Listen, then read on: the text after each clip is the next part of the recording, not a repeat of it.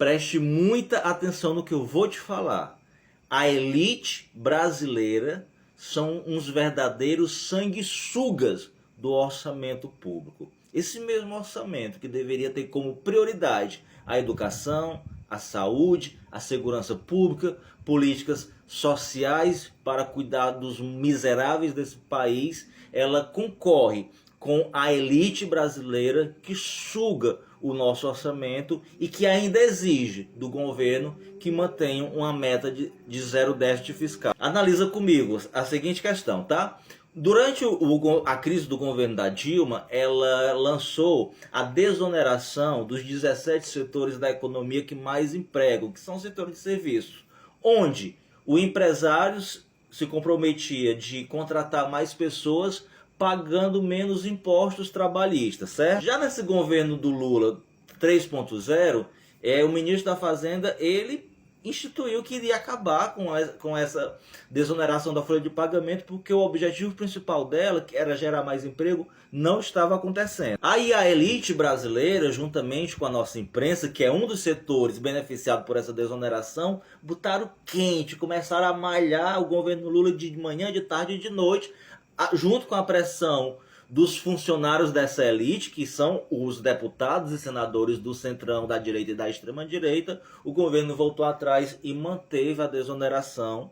Porém, o governo ele é obrigado por lei determinada do STF a mostrar uma fonte de recurso para poder cobrir essa desoneração. E aí o governo criou uma MP, uma medida provisória, no qual ele mostraria para a justiça que, para ele garantir essa desoneração, ele iria ter uma nova fonte de arrecadação, fonte de renda que cobrisse o dinheiro de imposto que ele estaria deixando de ganhar com essa desoneração. E qual seria essa nova fonte de arrecadação para poder custear a desoneração da folha de pagamento? Seria a limitação do crédito de PIS e COFINS. Mas o que é isso? Que todo mundo noticia e ninguém explica para você. O crédito de PIS e COFINS seria uma devolução dos impostos de PIS e COFINS pago pela empresa que gastou com a compra de bens adquiridos para revendas,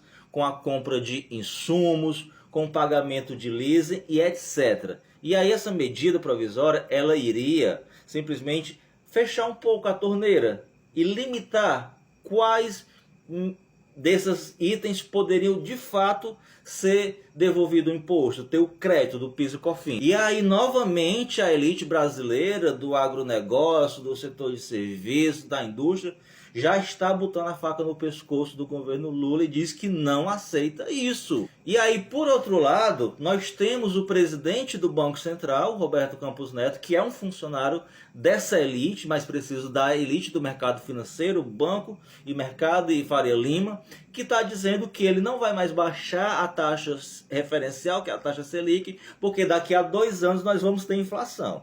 Nós estamos com inflação de 3,5% dentro da meta, mas ele, com a bola de cristal dele, diz que daqui a 1 ano, 2 anos nós vamos ter inflação, de onde ninguém sabe como. E ele está dizendo também que não vai baixar mais a taxa de juros, a taxa Selic, porque as contas do governo ainda está com um déficit muito grande. E aí você conseguiu entender que, de um lado, o Banco Central, junto com a elite, cobra que o governo Lula zere o déficit fiscal. Por outro lado, essa mesma elite que suga o orçamento trabalha para que o governo não consiga zerar o déficit fiscal. Porque ela vive dessa isenção de impostos. Desoneração da folha de pagamento, crédito de PIS, COFINS, são vários incentivos fiscais que o agronegócio tem. Não sei se você sabe, mas o dinheiro que os bancos não conseguem emprestar no dia, eles colocam numa conta que o governo tem que remunerar esse dinheiro que fica parado lá. Me diga, isso é ou não é um grupo de verdadeiros sanguessugas que suga o nosso orçamento público e na hora, e ainda exige que o governo mantenha um zero déficit fiscal e quer que o governo cumpra essa meta de que maneira? Tirando da educação, da saúde, da segurança pública e dos programas assistenciais. Ou seja, é sempre o pobre que paga a conta, como foi na reforma da Previdência, que o Temer perdoou uma dívida milionária do Itaú, como foi na reforma trabalhista, que só serviu para deixar o trabalhador mais precarizado ainda, como foi na lei das terceirizações, como foi na lei do teto dos gastos, enfim, minha gente,